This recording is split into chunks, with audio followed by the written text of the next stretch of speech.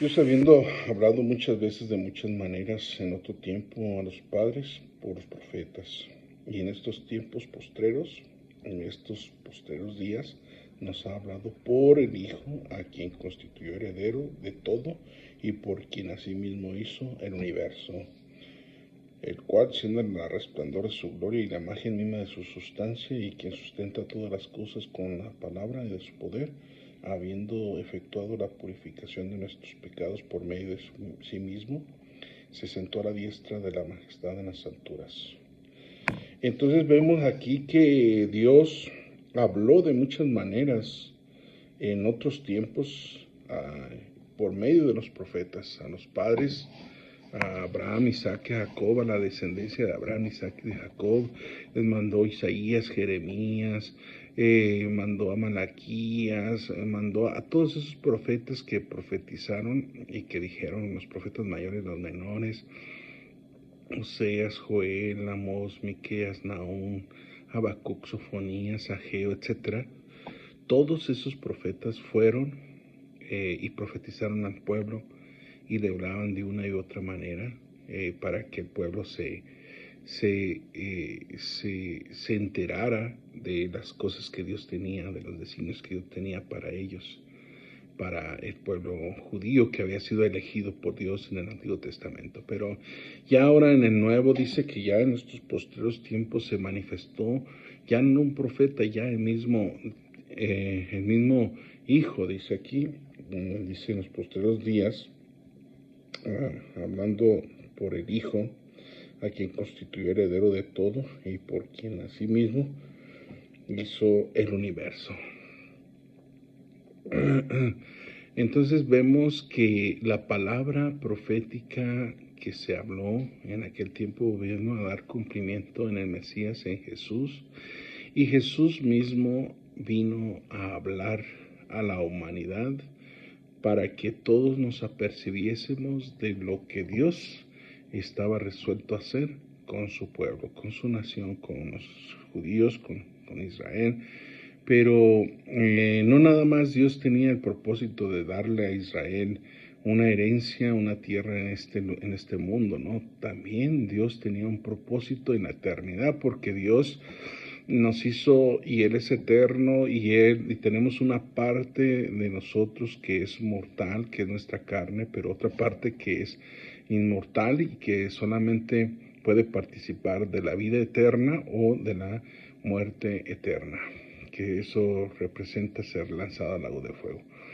Entonces podemos entender que Jesús tiene propósitos, Dios tiene propósitos para nuestra alma, para estar con Él en una eternidad, y que le alabemos y le adoremos y que le sirvamos y que le reconozcamos en este momento de oportunidad que tenemos cada uno de nosotros en esta tierra. Dios nos ha hecho herederos de las promesas y coherederos también de las promesas que Dios le dio a su pueblo, a Israel. Mas, sin embargo, su pueblo no le recibió, y todos los que le hemos recibido nos dio esa facultad también de formar parte de ese pueblo, de esa Jerusalén celestial, de esa nación que es un real sacerdocio, nación santa, pueblo adquirido por Dios. La adquirió a precio de sangre, derramando hasta la última gota de sangre por cada uno de nosotros, para que participemos mediante el bautismo en su nombre, en el nombre de Jesucristo. Tendremos que voltear y ver la palabra de Dios, porque el bautismo que se practica ahora no es el mismo bautismo bíblico, y el bautismo bíblico registrado en el libro de los Hechos es el bautismo en el nombre de Jesucristo. Todos aquellos que han participado de ese bautismo han participado precisamente del sacrificio que Jesús hizo en la cruz.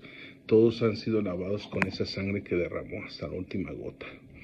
Por eso quienes participan de este bautismo, pues ahora dice la palabra de Dios Pedro les dijo: arrepiéntese y bautice cada uno de vosotros para el perdón de los pecados y recibiréis el don del Espíritu Santo. Vas a recibir perdón de pecados y vas a recibir el don del Espíritu Santo. Pero Dios te constituye como una nación santa, como un pueblo adquirido a precio de sangre. Ese precio que te lavó en las aguas del bautismo, ese es el precio que pagó Jesús. Por eso tiene que ser invocado el nombre de Jesús en tu bautismo.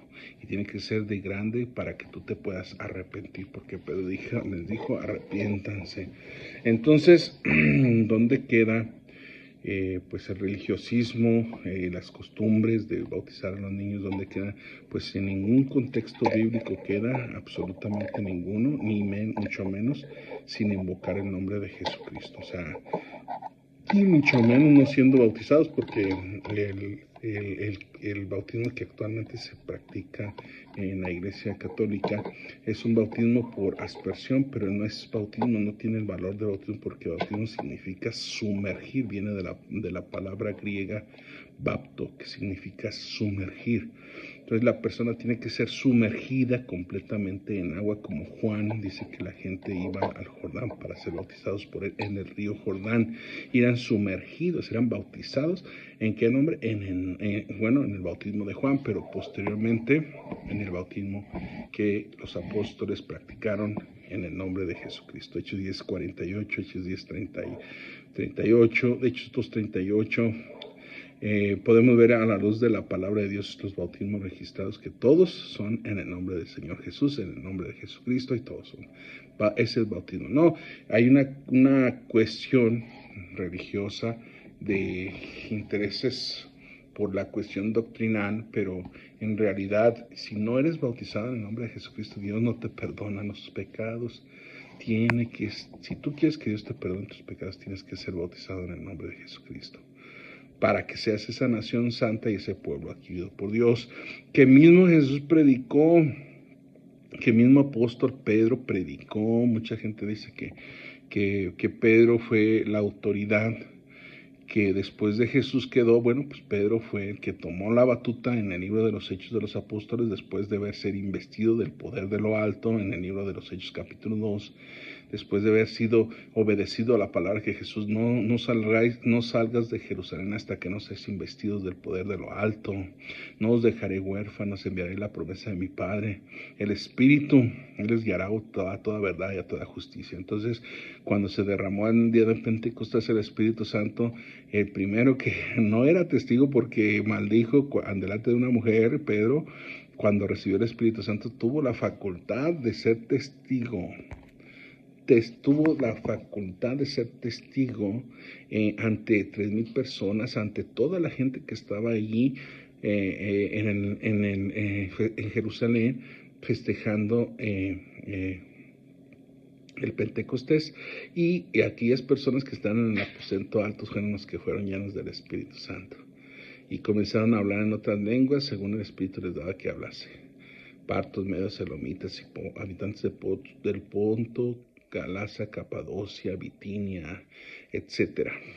Bueno, para no ser tan amplio, entendemos que quienes han sido lavados en las aguas del bautismo invocando su nombre también recibirán el don, dice Pedro en Hechos 2:38, el don del Espíritu Santo. A veces también después de haber sido perdonar sus pecados, van a recibir el don del Espíritu Santo. Hablando en nuevas lenguas, Dios los va a sellar con su Espíritu, porque van a ser su pueblo, y Dios sella. Viene Juan y le dice la gente: viene tras de mí, el cual no soy digno de desatar la correa de su calzado. Él los bautizará con Espíritu Santo y fuego, y ese fuego está, y ese Espíritu está. Entonces ahorita ya no es una cuestión religiosismo, ya no hay dogmatismo, ya no hay nada, que es una palabra real, una palabra hablada, es una palabra que todo mundo que lee la Biblia se da cuenta de la verdad. Ya no hay engaño. Mucha gente ha querido otra vez pues engañar a la gente, torciendo la Escritura, forzando la Escritura, argumentando cuestiones que carrean disputas antes que edificación, y cuestiones de que hay pues que cosas